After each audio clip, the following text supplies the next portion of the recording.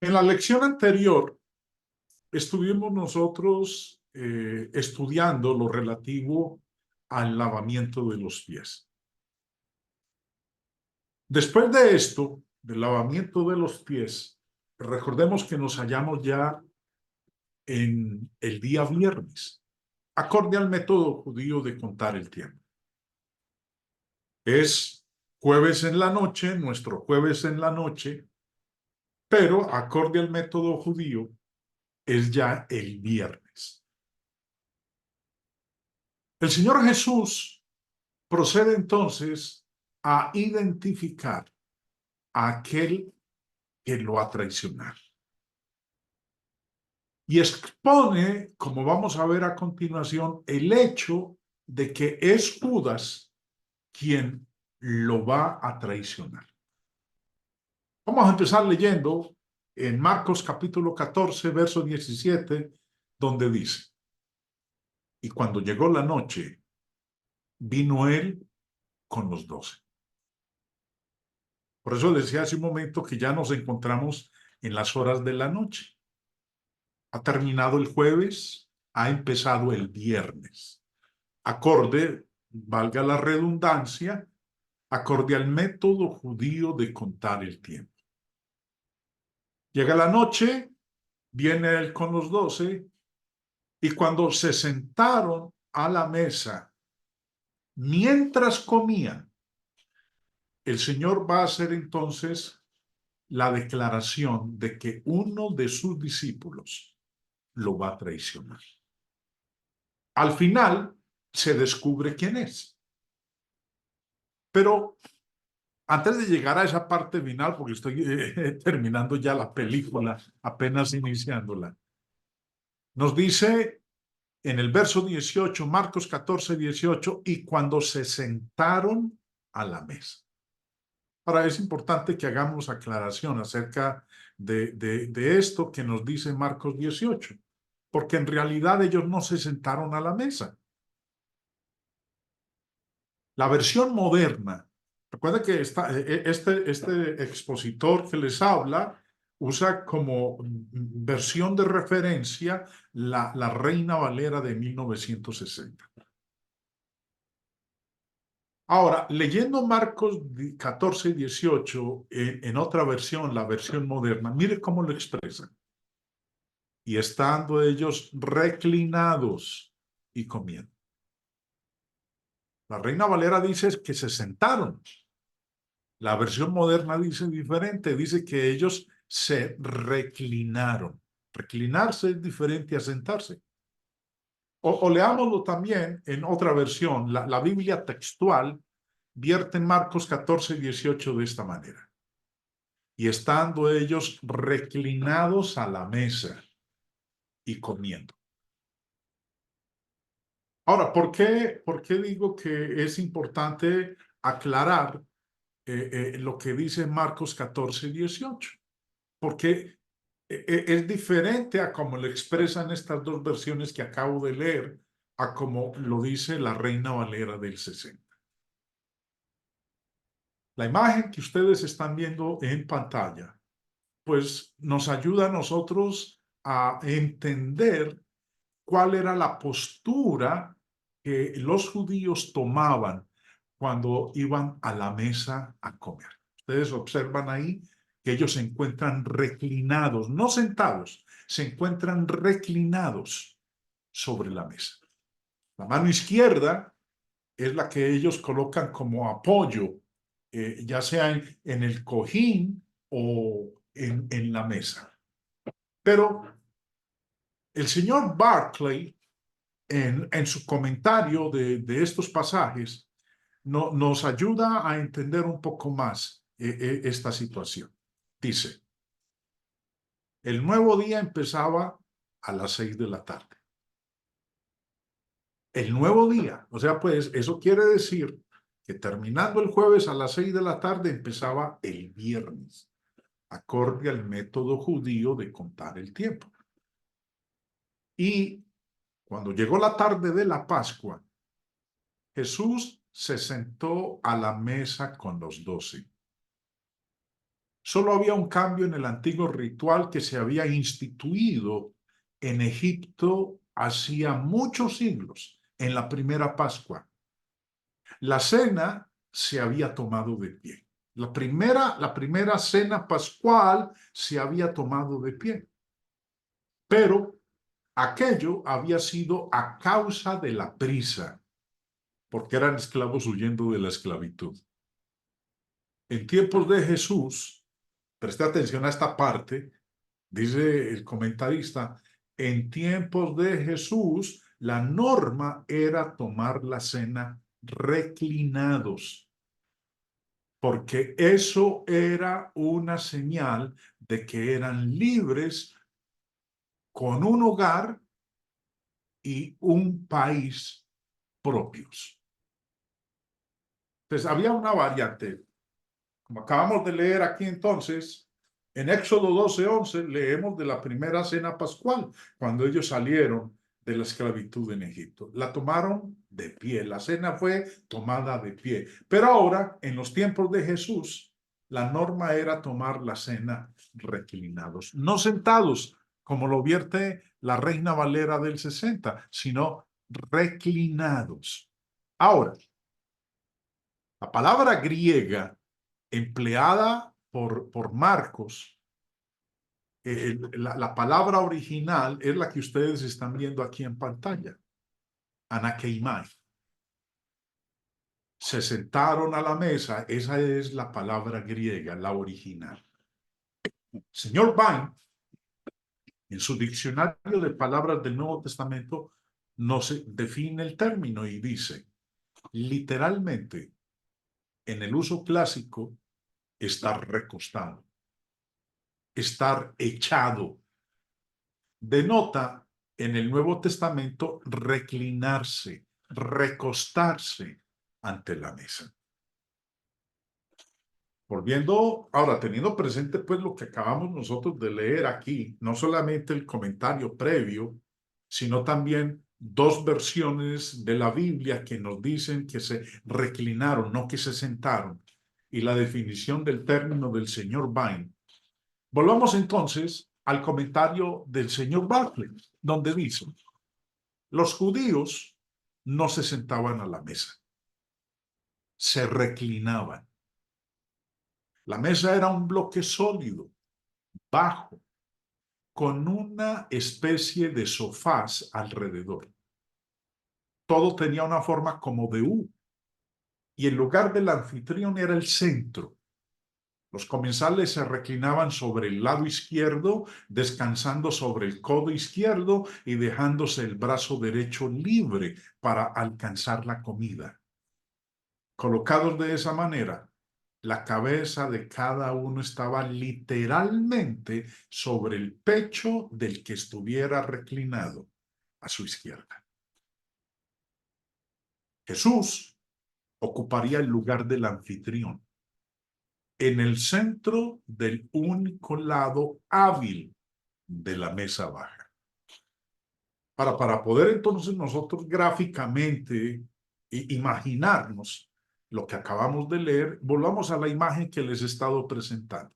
Aquí observamos entonces cómo era la costumbre judía, la manera en que los judíos se sentaban a la mesa, o más bien dicho, se reclinaban en el sofá o en la mesa cuando iban a comer sus alimentos o particularmente cuando estaban en la celebración de una fiesta con una cena que lo acompañaba.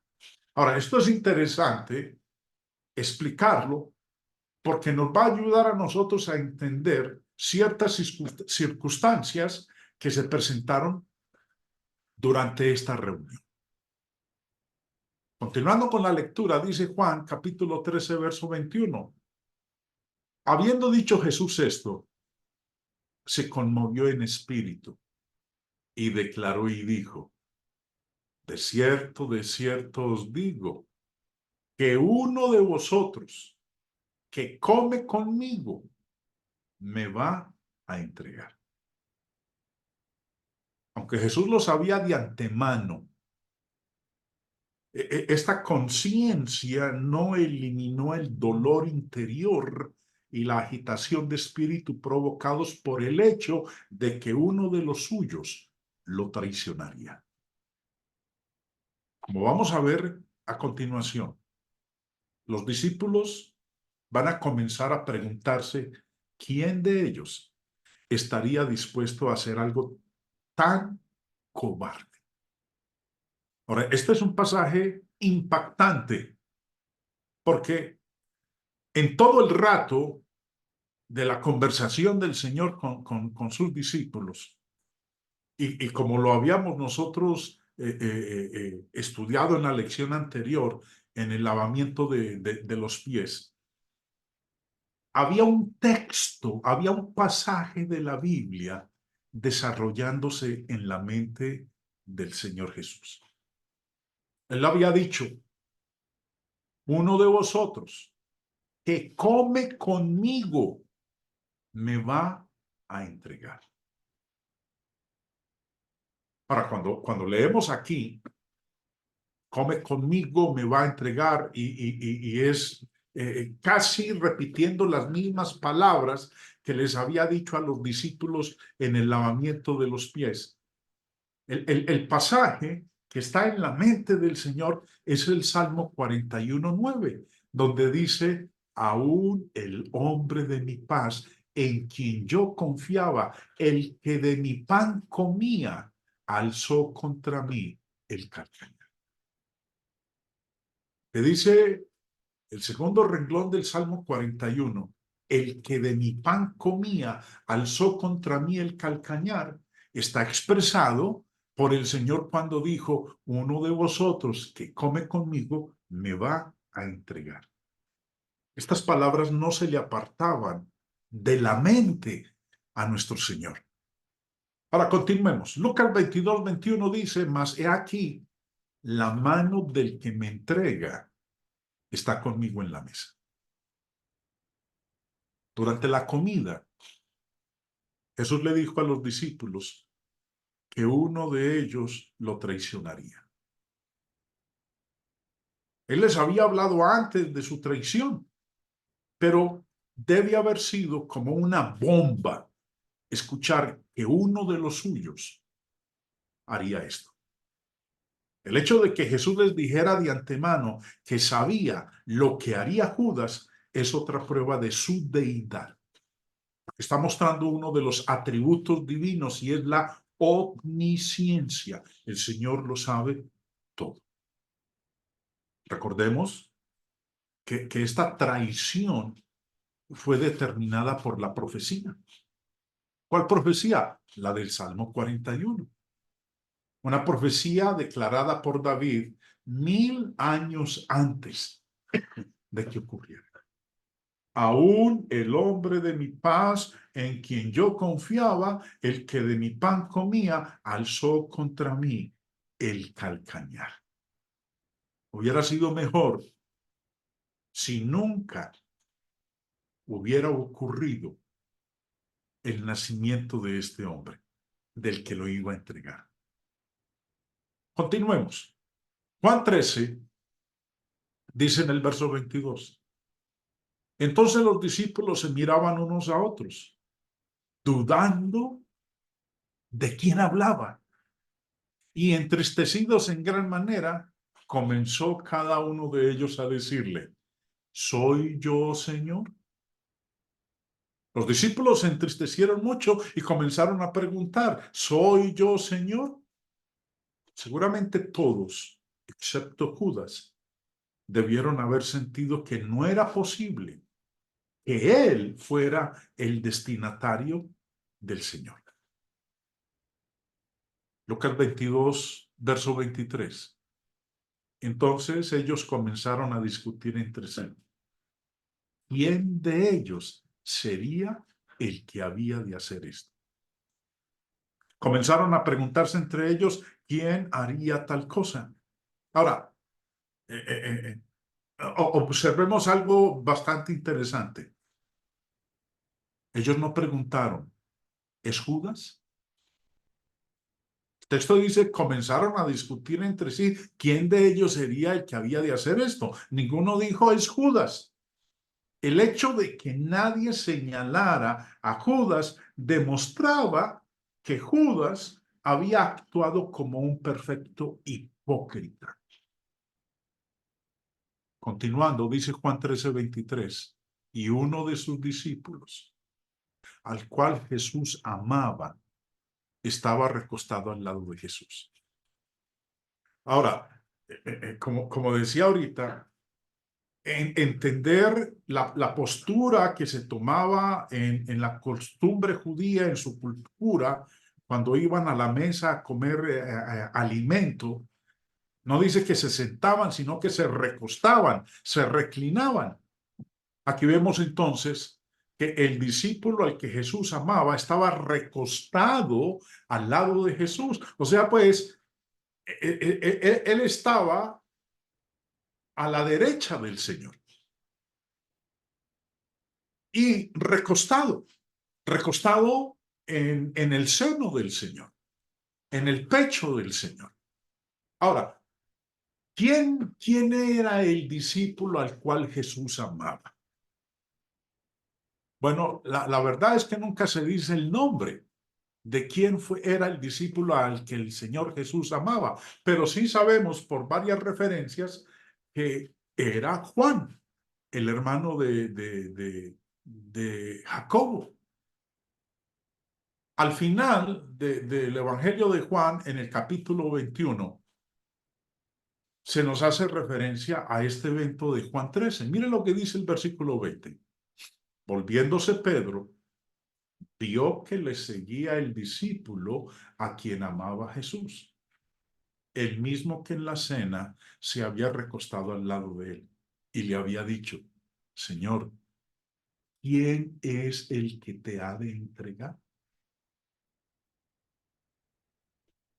Citando otro pasaje, recuerden que cuando el Señor estaba en la cruz, la Biblia nos menciona que estaba la madre y el discípulo a quien él amaba.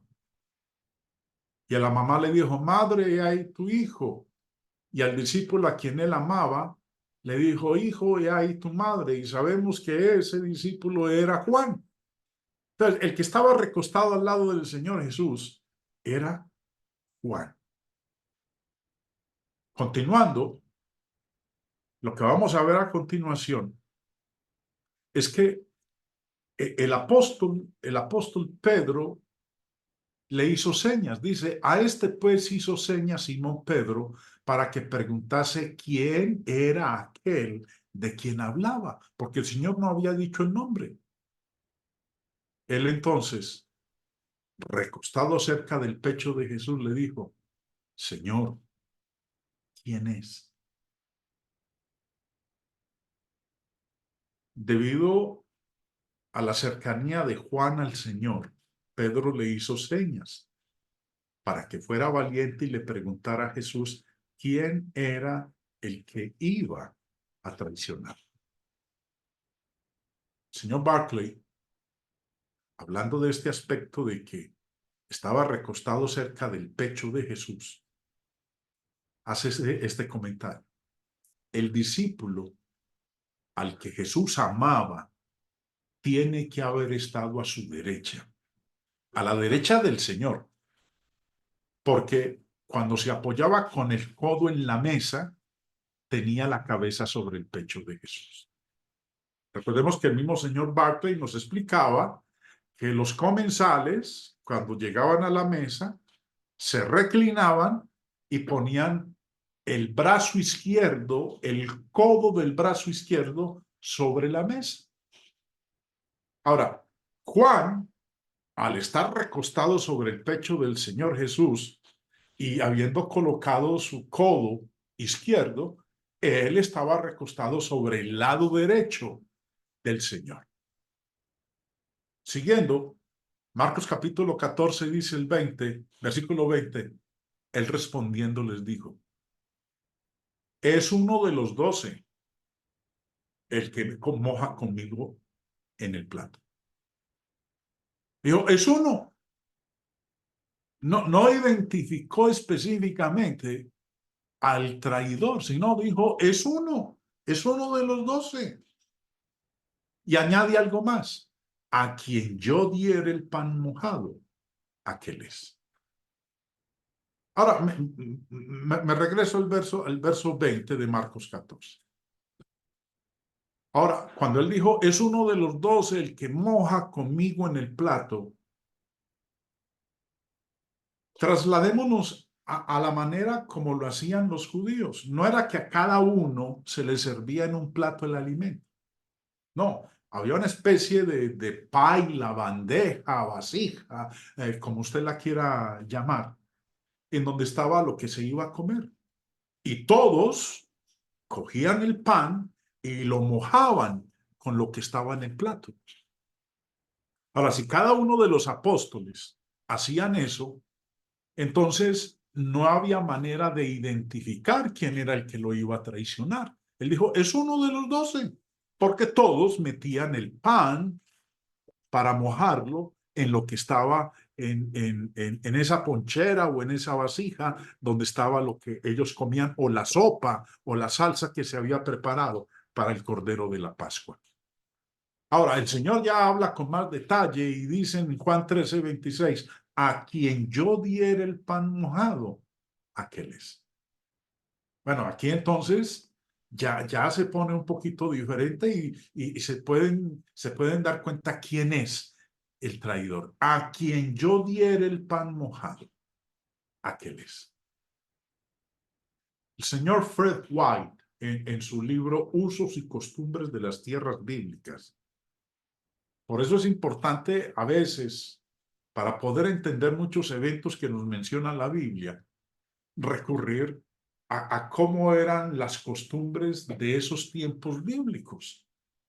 Ignorar esas costumbres, esos usos de ellos, pues a veces da pie para que se entiendan de una manera equivocada ciertas declaraciones que hay en la palabra de Dios. Entonces dice el señor White en su libro, explicando al respecto esta costumbre de los tiempos bíblicos. Debemos guardar en la mente la costumbre del comer oriental para poder entender el significado de las palabras y hechos de Jesús con relación a Judas Iscariote durante la última cena. En la narración de Marcos se lee, díceles Jesús, de cierto os digo que uno de vosotros que come conmigo me ha de entregar. Entonces ellos comenzaron a entristecerse y a decirle cada uno de por sí, ¿seré yo? Y otro, ¿seré yo? Y él respondiendo les dijo, es uno de los 12 que moja conmigo en el plato. Algunas personas piensan que Judas estaba en posición de mojar al mismo tiempo con Jesús en el plato y que por eso fue señalado como el traidor. Pero esto difícilmente pudo ser, ya que los otros discípulos no descubrieron quién era el traidor por las palabras de Jesús, ya que todos habían estado comiendo del mismo plato grande. Las palabras de Jesús, el que moja conmigo en el plato, no identificaba a ninguno de ellos.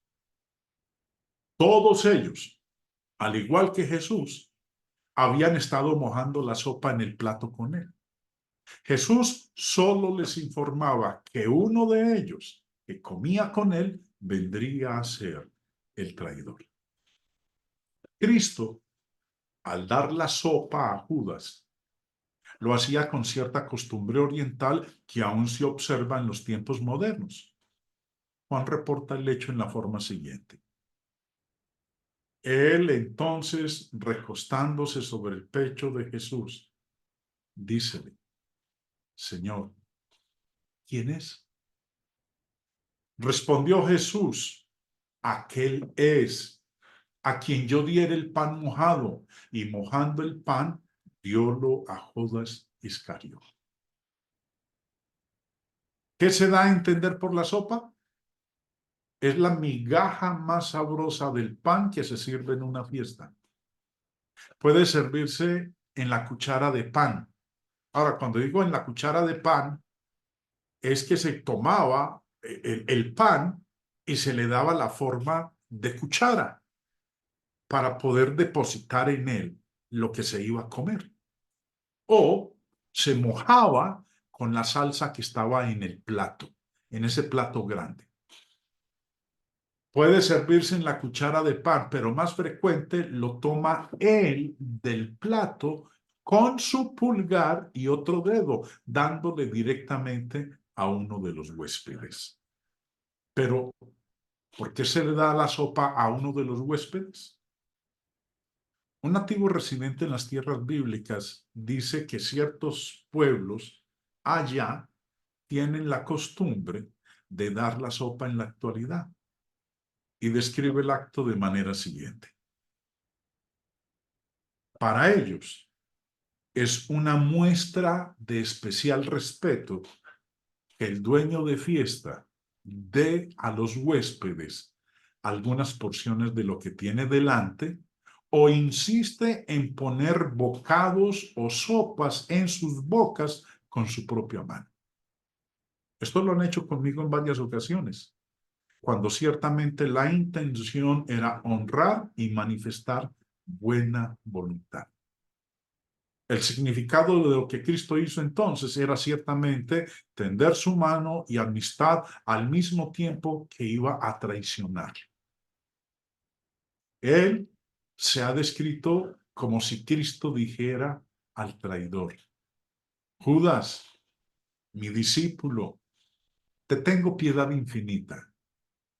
Tú has probado falso, tú has desertado de mi corazón, pero no te trataré como enemigo, porque no he venido a destruir, sino a cumplir. Aquí está mi sopa de amistad, y lo que haces, hazlo pronto.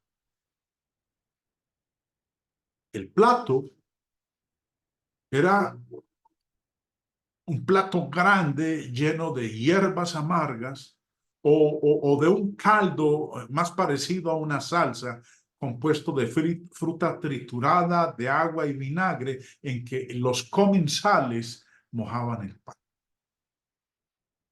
Y cuando Jesús mojó el pan en esa sopa o en esa salsa, se la dio a Judas Iscariote. Nuevamente el señor Barclay nos dice en su comentario, pero es el sitio de Judas el que merece un interés especial. Está claro que Jesús podía hablarle tan privadamente que los otros no se enteraban. En ese caso, solo puede haber estado en un sitio. Tiene que haber sido a la izquierda de Jesús, porque a la derecha de Jesús estaba el discípulo amado. Tiene que haber sido a la izquierda de Jesús, de tal manera que lo mismo que la cabeza de Juan se apoyaba en el pecho de Jesús, así también la de Jesús se apoyaba en el pecho de Judas. Lo revelador es que el sitio a la izquierda del anfitrión era el de máximo honor y se le reservaba al amigo más íntimo. Antes de colocarse todos para la cena, Jesús tiene que haberle dicho a Judas: Judas, ven a sentarte a mi lado esta noche. Quiero tenerte cerca para poder hablar contigo. Esa invitación era ya una llamada de amor. Después de esto, el Señor hace la siguiente declaración: a la verdad, el Hijo del Hombre va, según está escrito de él, mas ay de aquel hombre por quien el Hijo del Hombre es entregado. Bueno le fuera a ese hombre no haber nacido. Aunque Judas lo traicionaría y los gobernantes estaban buscando la muerte del Señor, Jesús dejó en claro que todo esto se hizo según está escrito de él. Vuélvelo al primer renglón del verso 21. A la verdad, el Hijo del Hombre va, según está escrito de él. Según está escrito de quién, no de Judas, sino del Hijo del Hombre, porque estaba profetizado desde, en el Antiguo Testamento lo que iba a suceder con el Hijo del Hombre, según está escrito de él. No era simplemente un traidor, ni parte de los malvados designios de los gobernantes judíos. Jesús moriría porque era la voluntad de Dios predicha en la profecía. Pero aunque eso decía la profecía, eso no cancelaba bajo ninguna circunstancia la responsabilidad humana. Porque el Señor dijo a continuación, ay de aquel hombre por quien el Hijo del Hombre es entregado. Juan escribió que Judas hizo esto para que se cumpliera la escritura. El hecho de que Dios pudiera saber de antemano lo que haría Judas y así lo declara en profecía, no significa que Dios lo obligó a tomar esta mala decisión. Judas fue culpable de hacerlo y fue tentado por su propio espíritu codicioso a hacer este pacto con el Sanedrín, como lo estuvimos estudiando en la lección anterior. Dios, conociendo los corazones de los hombres, permitió que Judas fuera uno de los 12 para que por su propia voluntad llevara a cabo esta obra traicionera. Sin embargo, para Judas hubiera sido mejor no haber nacido antes que traicionar al Señor. Entonces Jesús pronunció sobre él palabras de condenación sin precedentes. Termina diciendo en el verso 21, bueno le fuera a ese hombre no haber nacido. Obviamente Judas no existía antes de nacer. Ahora, recuerden que hay una doctrina de hombres que enseña que cuando uno muere, vuelve a un estado de inexistencia. Yo no existía antes de nacer. Yo no existía antes de que mis padres me engendraran. Yo era inexistente. Y si acorde a algunas teorías y doctrinas de hombres, al morir vuelvo a un estado de inexistencia. Entonces, lo que el Señor está diciendo aquí de Judas, si Judas no existía antes de que naciera y en la muerte regresa a ninguna existencia, entonces, ¿cómo pudo Jesús decir que hubiera sido mejor para él si nunca hubiera nacido? Debe haber algún destino peor que la muerte física, porque hay algo que sigue después de la muerte y no es la inexistencia. Después de que el Señor hace esta declaración, dice Juan 13:26, y mojando el pan, lo dio a Judas Iscariote, hijo de Simón. Sobre esta última parte, quiero que nos enteremos de lo siguiente en este comentario del señor Bach. Pero hay más. El que el anfitrión ofreciera a un invitado un bocado o una pieza especial de la fuente era señal de una amistad especial. Cuando Booz quería dar muestras de su aprecio por Ruth, la invitó a que se le acercara y mojara su trozo de pan en el vino. T.E. Lawrence contaba que cuando se sentaba con los árabes en las tiendas, a veces el jefe árabe cortaba una pieza selecta de carnero del animal entero que tenía delante y se la pasaba a él. Lo que era a veces una distinción incómoda para un paladar occidental, porque tenía que comérselo todo dando señales de disfrutarlo. Cuando Jesús le pasó la pieza a Judas, aquello era otra vez una señal de especial aprecio.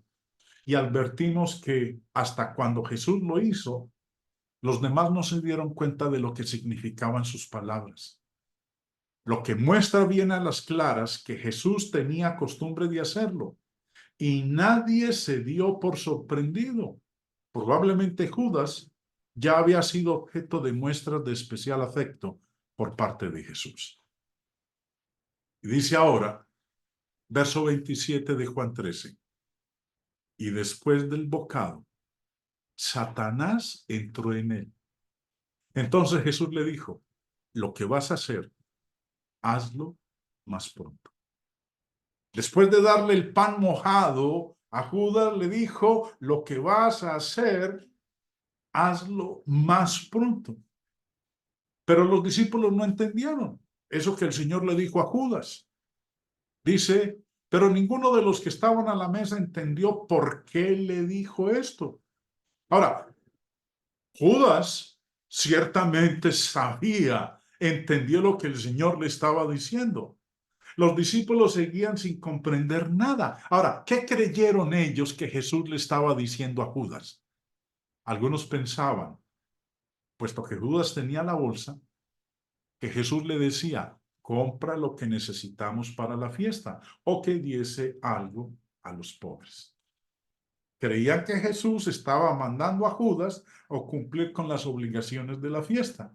Era la ocasión más especial para hacer algo por los pobres. Así que los discípulos creyeron que Jesús mandaba a Judas a hacer la contribución acostumbrada para que también los pobres pudieran celebrar la Pascua.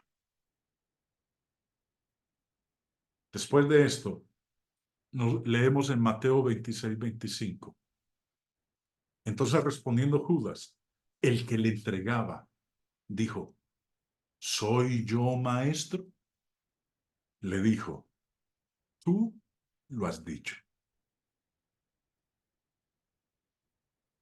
La culpa de Judas de ofrecerse voluntariamente para entregar a Jesús al enemigo se vuelve aún más incriminatoria cuando, incluso después de haber sido expuesto por Jesús, Judas siguió adelante y traicionó al Señor. Cuando él, pues, hubo tomado el bocado, luego salió y era ya de noche. Judas sabía que su pacto con los líderes judíos era conocido por el Señor. Para Judas, en este momento, enfrenta otra elección. Arrepentirse o cumplir su pacto con el Sanedrín. Recordemos que el texto dice que Satanás entró en él. Juan 13:27, arriba, el primer versículo, y después del bocado, Satanás entró en él. No se arrepintió. Ni siquiera Judas intentó dar alguna explicación, sino que decidió salir inmediatamente y satisfacer sus deseos codiciosos. ¿Qué sigue después de esto? Después de esto, el Señor Jesús predice que todos sus discípulos lo van a negar. Pero de eso vamos a hablar en nuestra próxima lección.